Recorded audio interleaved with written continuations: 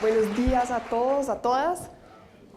Creo que el primer acto de valentía del día de hoy fue pararme aquí. Yo había venido a algunas de las charlas y siempre había sido con artistas, con gente que trabaja en creatividad explícitamente. Había estado en una charla con Margarita Rosa de Francisco, una charla con Ricardo Silva, una charla con Nicolás París, que es un artista plástico, y digamos que yo estoy lejos de ser un artista, aunque lo primero que quise hacer en mi vida profesional cuando empecé a estudiar era ser museóloga, porque tenía esta cosa con los museos, pero claramente no cogí un camino ni medianamente cercano ni al arte, ni a la creatividad de forma explícita, y sí que menos pues a la música o a las artes plásticas. Entonces, esto es un acto de valentía porque yo vengo desde un lado donde la creatividad no es obvia, pero sucede todo el tiempo, y es la definición de políticas públicas. Las políticas públicas son probablemente de los aspectos más estructurados,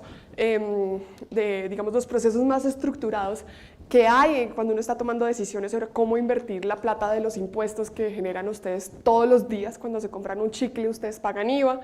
Cuando compran una casa, pues pagan un predial todos los años, etcétera. Y de alguna forma las decisiones que hay detrás de cómo se invierten esos recursos de la mejor forma posible son decisiones que si alguien llega a decir que son creativas, pues yo me moriría del susto. Se imaginan un titular que dijera creatividad en la inversión de dineros públicos. Pues sería una cosa supremamente miedosa. Pero creo que este ejercicio que hacemos todos los días los que estamos tomando decisiones sobre cómo se invierten sus impuestos es supremamente creativo y sobre todo es un proceso que requiere mucha valentía.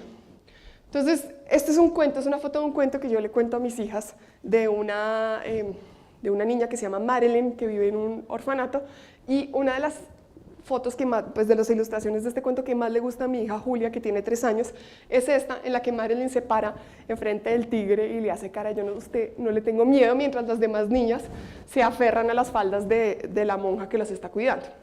Pero realmente la valentía no tiene mucho que ver con esto, no tiene que ver con pararse o con no tener miedo. La valentía no tiene que ver con no tener miedo, sino con pararse aún cuando uno tiene miedo. Esta es la definición de valentía, de courage, del diccionario Merriam-Webster, que es el diccionario gringo. Los gringos están divididos entre el diccionario Oxford, que es lo que usan los ingleses, y el Merriam-Webster, que es lo que usan más los gringos.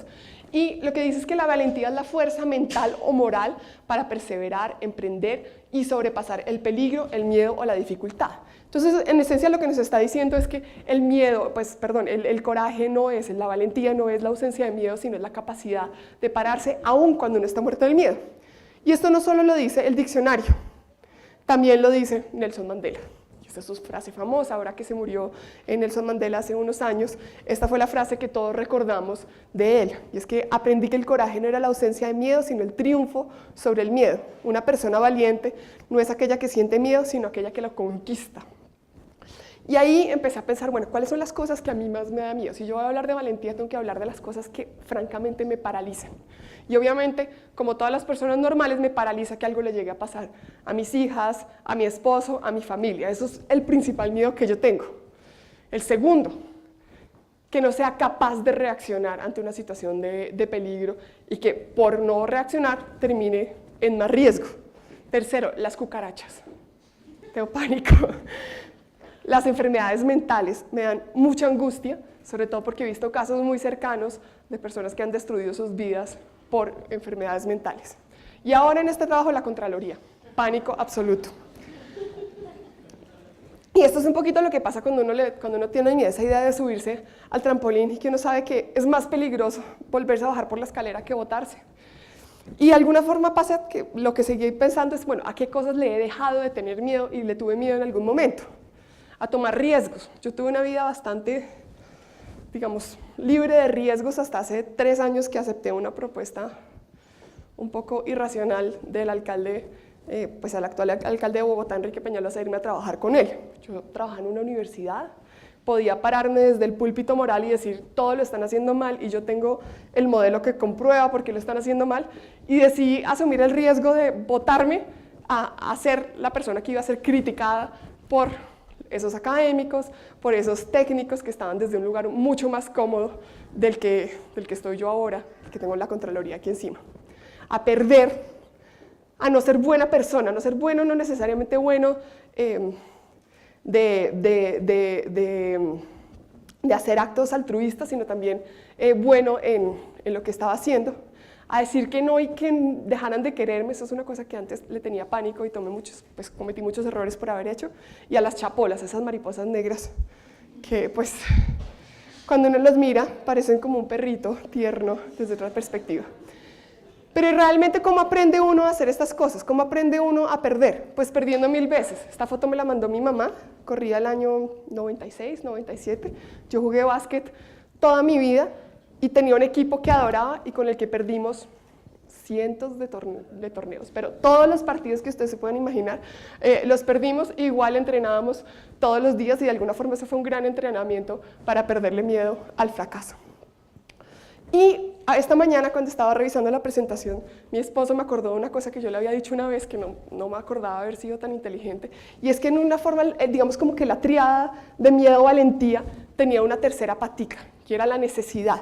Y hay una definición de necesidad también del diccionario, este sí es del diccionario de la Real Academia de la Lengua, que a mí me gusta mucho, que dice que la necesidad realmente es el impulso irresistible que hace que las causas obren infaliblemente en cierto sentido. Es decir, que la necesidad termina siendo ese puente entre el miedo y la valentía. Nosotros actuamos por necesidad y muchas veces esa carencia es lo que termina haciéndonos mover a tomar decisiones difíciles. Entonces esa tríada de miedo, valentía y necesidad pues termina siendo como digamos la fórmula con la que realmente operamos todos los días, con las que tomamos decisiones desde las más sencillas hasta las más complejas.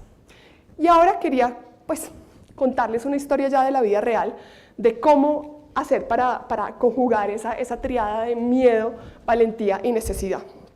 Cuando les conté que acepté este reto bastante irracional de irme a trabajar en la Alcaldía de Bogotá es súper difícil, realmente es uno de los ámbitos del sector público más complejos. Los bogotanos estamos muy empoderados políticamente, entonces los bogotanos opinamos, los bogotanos criticamos, los bogotanos exigimos.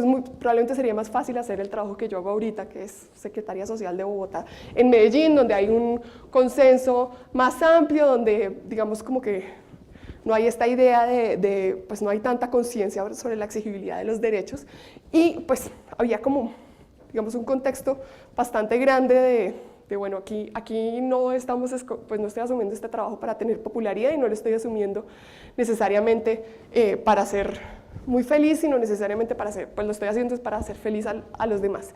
Y la meta que nos pusieron, que me puso pues el alcalde en ese momento fue: yo estaba en ese momento en la Secretaría de la Mujer, acabo de entrar a la Secretaría Social, me dijo: ustedes desde la Secretaría de Mujer y la Secretaría Social tienen que reducir el embarazo adolescente en Bogotá. Y quería contarles cuál fue el proceso creativo y cuál fue el proceso de triada de necesidad, miedo y valentía detrás de la definición de ese programa. Y pues lo primero que hice fue como dividirlo en pedacitos.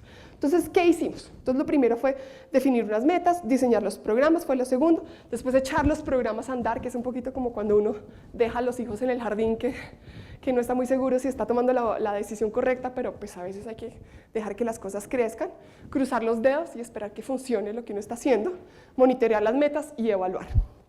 Entonces, lo primero fue definir metas. Entonces, el embarazo adolescente es un problema en el que hay un consenso nacional, que efectivamente hay que atenderlo. Yo estoy seguro que no hay nadie que diga que eso es un problema secundario, que es un problema que no hay que atender, o que por favor no se gasten recursos en esa pendejada. Creo que hay un consenso generalizado de que es una situación crítica que requiere de la atención del Estado. Pero eso hay que aterrizarlo en unas metas concretas, porque luchar contra el embarazo adolescente no significa nada si usted no le pone, digamos, unas formas muy precisas sobre cómo lo va a medir. Y nos definimos 4 metas. La primera, que era la más fácil, que era obvia, era que teníamos que disminuir en 20 puntos porcentuales el número de nacidos vivos entre mujeres entre 15 y 19 años. ¿Cómo se mide el embarazo adolescente? Se mide básicamente con el número de partos que hay en hospitales de niñas menores de 19 años. La segunda meta era aumentar la mediana de edad del primer hijo que tienen las mujeres en Bogotá en 2 años, pasarlo de 22 a 24 años, porque parte de la reflexión que hubo detrás es que esto no era solo un problema de chicas hasta que cumplieran 18 y que cuando tenían 18 y un día ya estaba todo bien, sino que realmente lo que había detrás de este programa era la necesidad de darle a las mujeres de Bogotá muchas más oportunidades y más herramientas para que puedan hacer lo que se les dé la gana, que puedan estudiar, o puedan emprender un negocio, o puedan volverse artistas, o puedan viajar, o puedan hacer básicamente lo que quieran, pero que no estén presionadas a hacer algo por la obligación que tiene pues, tener un bebé chiquito. ¿Cuántos de ustedes tienen hijos? No, son bastante poquitos, pero los que están acá saben que tener un bebé no es, pues realmente, uno alcanza a pensarla, me regalan boletas para Depeche Mode, pero no he dormido hace una semana, uno la piensa, créanme que uno la piensa. Y la tercera meta, que fue una meta muy difícil, fue decir que íbamos a decir que iba a haber 0 embarazos en niñas menores de 14 años. Este fenómeno se llama embarazo infantil y la meta fue muy difícil de posicionar porque había algunos que decían no la van a cumplir. Nosotros decíamos obviamente no la vamos a cumplir, pero ¿cómo vamos a poner una meta que no sea 0? Y otros decían ¿y qué van a hacer? Van a hacer abortos en niñas, cada niña que van embarazadas, como no, vamos a darle herramientas para que puedan estar mejor. Entonces eso fue como las dos discusiones. Y el tercero fue involucrar a los hombres y le tuvimos que poner un nombre muy complejo al programa de prevención de embarazo adolescente precisamente para incluir a los hombres, porque embarazo adolescente es una cosa que uno inmediatamente asocia con una chica. Entonces lo nombramos el programa de prevención de la maternidad y la paternidad temprana. Lo alargamos el nombre, pero realmente fue la idea de que esto tenía que ver también con los chicos de Bogotá. Teníamos que diseñar el programa y eso ya requería como arremangarse y poner a trabajar gente que no necesariamente tenía un historial de trabajar junto. Entonces ustedes saben que ya les he contado que el Estado no es necesariamente fácil, pero uno de los elementos que hace que no sea fácil es que la mayoría de las instituciones estatales creemos que estamos parados sobre la verdad absoluta y no nos gusta trabajar con el de al lado. Además porque cuando uno trabaja con el de al lado tiene que compartir logros y no tiene a quién echarle la culpa. Entonces es muy fácil decir, no, es que yo estoy trabajando en la prevención de la maternidad y la paternidad temprana, porque hay que decir el nombre largo, pero es que salud no me ayuda. Entonces no importa cuánto esfuerzo haga, si salud no hace nada, pues no va a pasar nada. Y es muy fácil echarle la culpa al que no está haciendo nada. Entonces tomamos la decisión de que todo el mundo tenía que estar involucrado y estas metas que les conté ahorita son metas en las que todas las entidades del distrito, o sea, más de 6 entidades, tienen responsabilidad. Es decir, si esto no se cumple, no solamente me soban a mí, sino soban al secretario de Salud, soban a la secretaria de la Mujer, soban a la secretaria de Educación, soban a la secretaria de Cultura, etcétera, etcétera. Entonces todos terminamos responsables de esas metas. Tercero, teníamos que llegarle a todos los sectores con un foco, pues digamos con un foco que teníamos que definir, pero a la vez teníamos que permitir cierta dispersión que nos lograra capilaridad. Entonces teníamos que tener un programa que tuviera unas líneas muy fuertes que teníamos que controlar, pero había un punto en que teníamos que soltar el control de tal forma que pudiéramos llegar a los sitios más pequeños que pudiéramos tener la mayor capilaridad posible. Teníamos que tener un foco en la formación de joven a joven. Este es uno de los procesos que más ha funcionado en la prevención de la maternidad y la paternidad temprana, es que haya jóvenes que conozcan sobre el tema, que le hablen a otros jóvenes directamente. Teníamos que tener un foco en asegurar el acceso a anticonceptivos para niñas y para niños, para jóvenes, en toda la ciudad sin barreras de ningún tipo, ni barreras de enfermeros o enfermeras que tenían como unas posturas digamos, religiosas que les impedían, pues que creían que podían impedirle a los chicos acceder a anticonceptivos, o barreras simplemente de, pues si usted no está afiliado no puede acceder, o barreras de que si no tiene permiso de sus papás no puede acceder. Y teníamos un foco también en la formación de madres y abuelas. Después de haber definido esos focos, tuvimos que echar los programas a andar. ¿Cuáles fueron los programas? Básicamente este proyecto tiene 5 focos. El primero es una página que se llama sexperto.co, que la página en sí no es la herramienta, lo que tiene detrás es lo que funciona, y esta es una página en la que hay preguntas sobre sexualidad para todos los gustos. O sea, difícilmente puede haber una pregunta sobre sexualidad que no esté ahí, que a ustedes se les ocurra y no está ahí. Y si se les llega a ocurrir una que no esté, pueden mandarla a expertos que les van a contestar esa pregunta. Y tiene una cosa que es la más importante, es que usted a través de esa página puede agendar una cita con un especialista para tener acceso a atención médica para tomar decisiones de contracepción. Entonces usted simplemente mete su cédula. Mi cédula empieza por 52 millones, porque probablemente soy mucho mayor que ustedes. Las de ustedes empiezan 1.000 millones, pero ponen 10, 14, etcétera, los números. Y ustedes inmediatamente pueden, a través de su EPS, acceder a una cita prioritaria para contracepción. Hicimos ferias de sexualidad en los colegios, en las que hablamos explícitamente sobre sexualidad, explícitamente sobre contracepción, y teníamos gente experta en cientos de colegios hablándole a los chicos con lenguaje de los chicos sobre cómo tomar decisiones responsables sobre su sexualidad. Formamos a miles de profesionales en salud, a enfermeras, enfermeros, a médicos, a incluso los porteros que están en la entrada de los hospitales. Hicimos talleres de derechos sexuales y reproductivos con mamás y abuelas, que todos empezaban primero hablándoles a ellas sobre su propia sexualidad. Y por último, involucramos de forma explícita siempre a los hombres, con una invitación a que fueran hombres, que le hemos llamado los hombres sin vergüenza de ser hombres de verdad, hombres que se cuidan, hombres que cuidan a los demás. Y estas 5 actividades terminaron teniendo pues, un efecto de todo tipo. El primero es este. Y este es el primer miedo que tenía que enfrentar. Y es que este programa no le gusta a todo el mundo. Este es un programa en el que estamos hablando abiertamente de derechos sexuales y reproductivos, es un programa en el que estamos hablando abiertamente de derechos de las mujeres, y hay mucha gente a la que le parece que esto es un caso de feminismo radical, dictadura LGBT, ideología de género, un montón de calificativos que a veces pues yo no termino de entender, pero que resultan en estrategias supremamente agresivas, a las que uno tiene que pararse y decir, bueno, acuérdense que yo estoy frente a una necesidad clarísima, y es un montón de chicas, miles de chicas en Bogotá que están truncando sus proyectos de vida porque están teniendo hijos que no están listas para tener.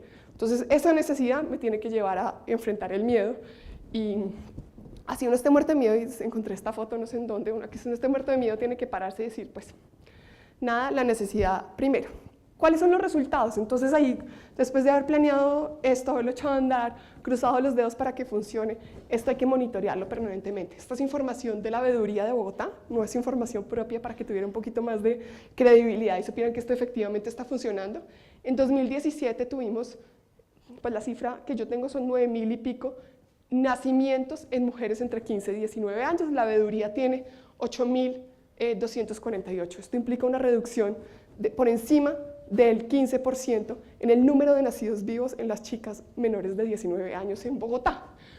Y esto es una muy buena noticia, porque esto implica que ya casi vamos a cumplir esa meta que nos trazamos en el plan de desarrollo. Pero tiene, digamos, lo lleva una vez al punto de salida desde cuando les empecé a contar esa historia, y es que esto implica que tenemos que seguir redefiniendo los programas. Lo que tenemos funciona hasta este momento, tenemos que continuarlo, porque obviamente no es, siempre hay mujeres, pues las que están cumpliendo 14, ahora van a cumplir 15, después 16, entonces es un programa que tiene que continuarse, pero para seguir reduciendo esta tasa, sobre todo teniendo en cuenta que esto es un fenómeno que tiene una expresión local súper diferente, pues tenemos que volver a hacer todo el ejercicio de definir metas, definir programas, definir proyectos, para ir atendiendo cada vez más, con más precisión esta situación. ¿Cómo me gusta pensar esto? ¿Algunos de ustedes ha visto cómo se descrema la leche? ¿Han visto la leche cruda alguna vez en la vida? Leche recién ordeñada. Pues la leche recién ordeñada, cuando yo era chiquita, le tenían que ir sacando la crema de a poquito, la espuma y la crema. Y de alguna manera esto que hicimos nosotros de haber reducido el embarazo adolescente drásticamente de un año a otro, implica que descremamos súper rápido la botella de leche, y que el resto del ejercicio va a ser más difícil. ¿Por qué? Porque aquí tenemos que empezar a ponernos un poquito más especializados. La tasa de fecundidad más alta está entonces ahora en unas localidades, porque siempre dicen, no, el número más grande de embarazos adolescentes está en Ciudad Bolívar, en Bosa, en Kennedy y en Suba. ¿Ustedes saben cuál es el común denominador de estas 4 localidades? Son las más grandes de Bogotá. Entonces, obviamente, en estas 4 localidades hay más de todo. Hay más de todo, hay más personas que se llaman Cristina, hay más chapolas, hay más... Pero porque también pasa que pues son las localidades, de hecho, el tamaño de Suba es la 4ª ciudad más grande del país. Entonces tenemos que empezar a ver dónde están los problemas. Entonces, por ejemplo, Santa Fe tiene una tasa de fecundidad de niñas menores de 19 años que es 3 veces la de Teusaquillo. Entonces, ¿dónde tenemos que concentrar los esfuerzos? Santa Fe es una de las localidades más pequeñas de Bogotá y aquí lo que sabemos es que hay un problema muy grande de explotación sexual, un problema muy grande de prostitución, un problema muy grande de desplazamiento y que resulta que es la localidad donde más se está concentrando la pobreza en Bogotá. Entonces, este ejercicio de descreme implica que hay que otra vez pararse en la triada de necesidad, miedo y tomar la decisión valiente de qué vamos a hacer con cada una de estas localidades, que es diferente a lo que vamos a hacer con Teusaquillo, que es el punto del país donde hay más riqueza, donde hay más concentración de riqueza. El número de años de educación de la gente de Teusaquillo es casi el doble del promedio del país. Entonces aquí está, no es casi el doble, perdón, es 50 veces más alta de la del promedio del país. Entonces aquí estamos en una situación que es lo último que les iba a decir, es que los miedos se transforman, las necesidades se transforman y los requisitos de ser valiente en diferentes momentos de la vida también se transforman y van cambiando. Entonces, ¿qué es la valentía y para qué sirve? Como les decía, yo sí creo que esa frase de Nelson Mandela es poderosísima y probablemente en todas las ciudades donde están haciendo esto hoy van a haberla citado, y es que la valentía no es la ausencia de miedo, sino es la capacidad de, muerto del miedo, tomar decisiones. Y realmente la capacidad de uno de hacer mover cosas que puede que no se hayan movido antes, que puede que alguien no haya tenido la valentía de hacer mover. Segundo, que el miedo va cambiando. Las cosas que uno le dan miedo en diferentes momentos de la vida se transforman. Lo que le da miedo a uno a los 18 años no es lo mismo que le da miedo a los 30, menos lo que le da miedo a los 40 y menos lo que le da miedo a uno a los 5 años. Y lo último es que sí hay estrategias muy concretas para ser valiente, aun cuando uno no es particularmente valiente. Yo no necesariamente me siento una persona particularmente valiente, nunca me he botado en bungee jumping, soy súper racional en las decisiones que tomo frente a la vida, pero sí creo que he logrado a través de la planeación, un poquito desde la aproximación un poco nerda a este tipo de situaciones, enfrentar situaciones muy miedosas que me han obligado a, digamos, a pesar del miedo, levantarme y decir, ¿sabe qué? Pues no me importa, usted me da pánico, pero es más importante la necesidad que tenemos que enfrentar. Muchísimas gracias.